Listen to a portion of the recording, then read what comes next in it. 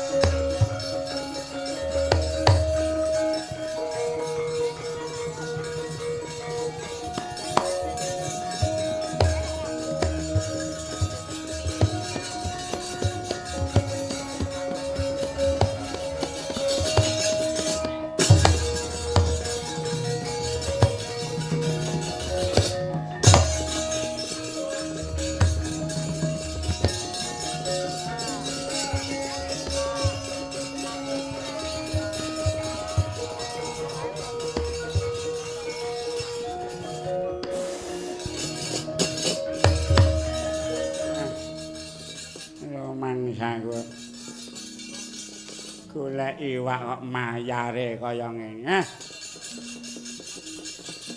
Tak gedhekne wae pancing kuwi iwak do mara dhewe-dhewe.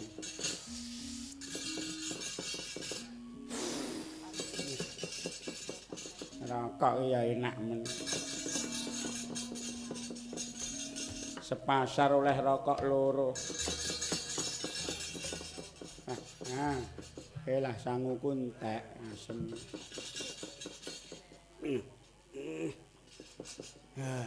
Nggih telak mangan ngene iki wetenge ting slemet ngene. Angel-angel men diinggirke nggon lambe prau kene. Telepok.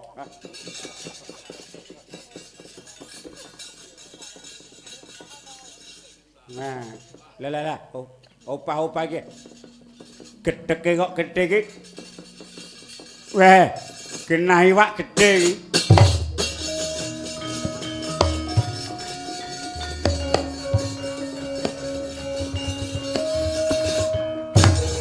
Ya, ah.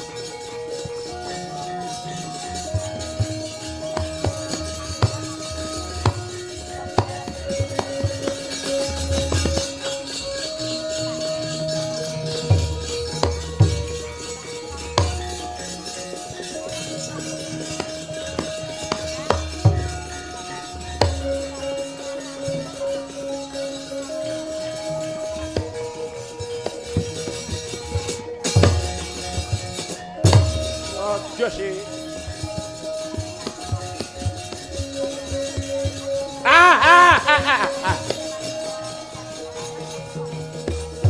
Angel men.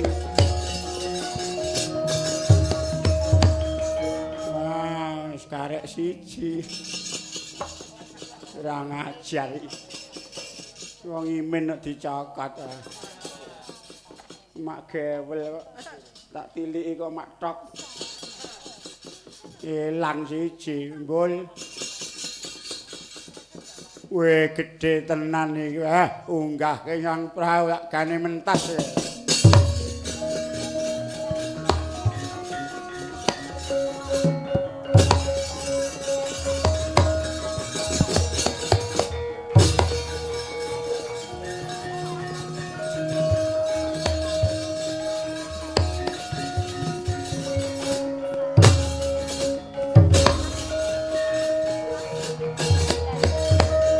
Kocap kacarita nalika semono. Binanting banting ing sela gilang. Lenggih kang ngiwak tibah. Sinangat dening wong mancing tutuke ana cahya sumorot saking tutuke ngiwak tibah. Pangaribawa panas gegirisi dawah plak Kapidara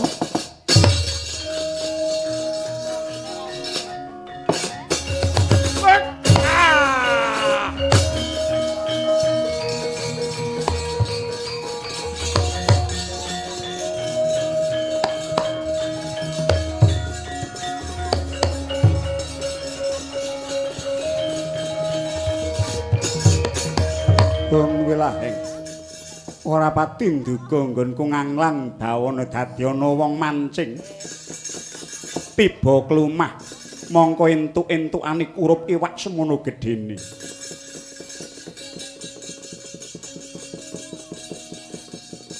wong mancing ulun sabda waluya jati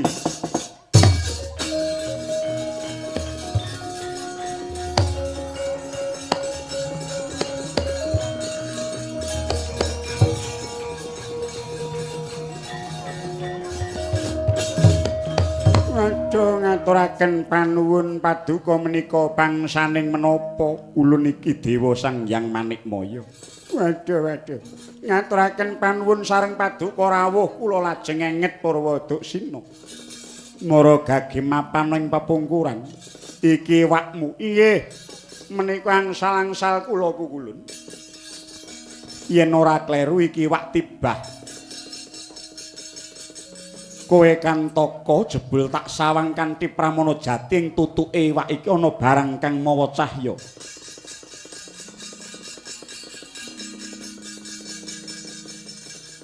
Wong mancing kula wonten dawuh.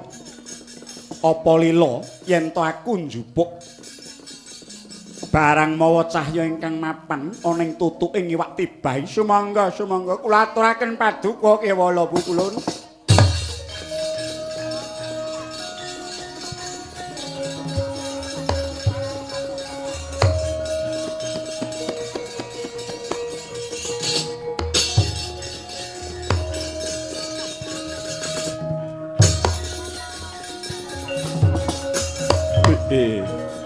Jagat Dewa Bathara jebul iki wujuding kalpika. Elok banget dinana kalpika ana dasaring samudra ingkang ana ing tutuking iwak. Wah sorotipun pukulun kuwi aja samar ulun ana kene sira ora bakal semaput meneh. Iki dadi darbek ulun wong mancing. Inggih monggo pukulun.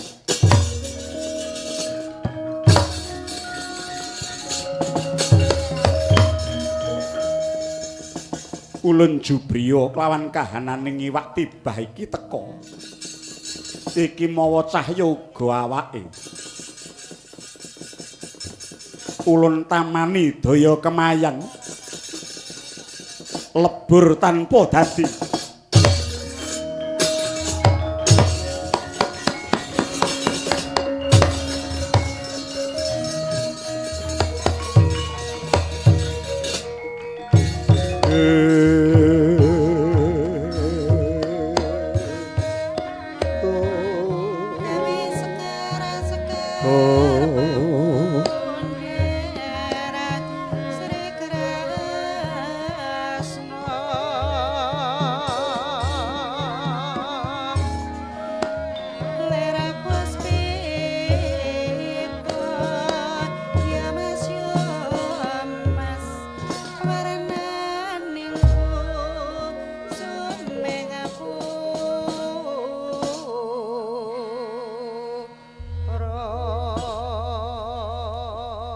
Wilahing ulun ora nggraita lamun to ketaman Pangaribawa ilang wujuding iwak tibah banjur ana wanudya ingkang sulisting warni. Sira sapa? Menawi ndengu kalian kula nami kula pun Umayi. Kula atmajaning sudagar umaran saking negari Persi inggih praja ing Parasu. Paduka sinten pukulun ulun Bathara Manikmaya ingkang mangiran Tribawana. Aduh pukulun. Kula ngaturaken panuwun dene paduka keparengang ngruwat badan kula. Labet kedangun anggen kula martapa. kula mapan wonten dasaring seganten satemah sirna wewujudan kula dados mina kala wau. Iya. Yayi. Malah kapara pun Kakang rumangsa bombong ulun mriksani citranira ingkang banget sulistya ing warni. Apa ana lilaning atimu lamun ta panjenengan ulun kepengin cecaketan kelawan sira Yayi Dewi? Aduh, Pukulun. Kula menika tasih wonten ingkang kagungan inggih menika Kanjeng Rama Prabu, malah kapora anggen kula kesah saking negari Persi. Kula mboten pepoyan kalian para kadang-kadang kula. Yen mangkono aja dadak nduwa kekarepaning pun Kakang. Ayo bali menyang negaramu ing Parasu. Sira bakal ulun tembung kelawan wong atuwanira. Menawi mekaten kepareng paduka monggo kula dherekaken sowan Kanjeng Rama.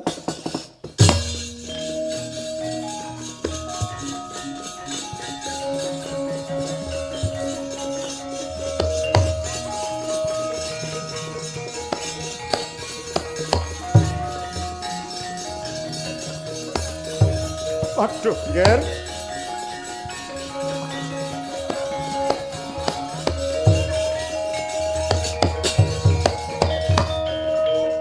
Iki sapa Umayi? Inggih menika paman kula.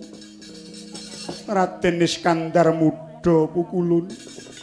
Iki sapa, Nggir? Lan kena apa kowe mapan ing kene? Kula badhe dipun wengku garwa kalian Sang Hyang Manikmaya.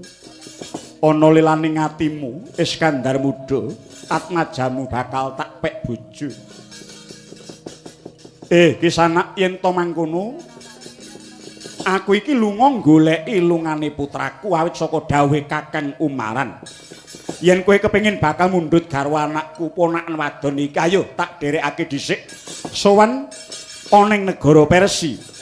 Monggo Sang Iskandar Muda, kula mboten badhe nduwa.